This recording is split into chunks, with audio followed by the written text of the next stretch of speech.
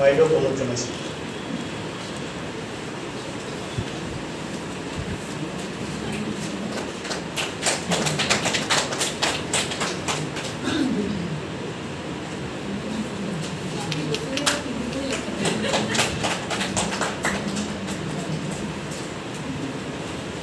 পৰাগ কুমাৰ পবিত্ৰ মঞ্চৰ তৰফৰ পৰা আমি 25,000 টকা আগবঢ়াইছোঁ আৰু এই ধনৰাশি সাংসদ অজিত কুমাৰ গোহাঁই তেখেতক প্ৰদান কৰিব।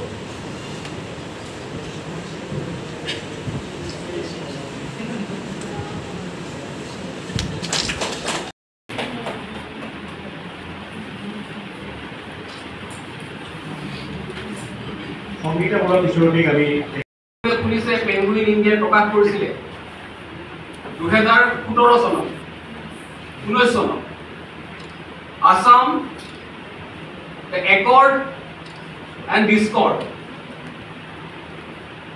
অলপতে তেখেতৰ আৰু এখন খুব গুৰুত্বপূৰ্ণ গ্ৰন্থ প্ৰকাশ পাব অসমীয়াত্ব, যিটো আমি অসমীয়া বুলি কওঁ, সংখ্যাগুৰু অসমীয়া বসবাস কৰা এই অসম ভূমিত আমি অসমীয়া যিটো ধাৰণা সেইটোৰ ওপৰত এখন ইংৰাজীত তেখেতে গ্ৰন্থ প্ৰণয়ন কৰিছে। ছপাহালত আছে, অলপতে ওলাব দি আছামিজ। মই ভাবোঁ এই গ্ৰন্থখন প্ৰকাশ পোৱাৰ লগে লগে ৰাষ্ট্ৰীয় আৰু আন্তঃৰাষ্ট্ৰীয় পৰ্যায়ত অসমৰ অসমীয়া বা অসম সন্দৰ্ভত বহুত কথা অসমৰ বাহিৰৰ মানুহে পুংখানুপুংখভাৱে জানিবলৈ পাব আৰু যিখন মই ভাবোঁ যে নতুন প্ৰজন্মৰ কাৰণে এনেধৰণৰ গৱেষণামূলক গ্ৰন্থৰ এখন পাঠকটীয়া গ্ৰন্থ হ'ব। আমি আকৌ এবাৰ সংগীতা বৰুৱা পিছৰতিক অভিনন্দন জ্ঞাপন কৰিছোঁ।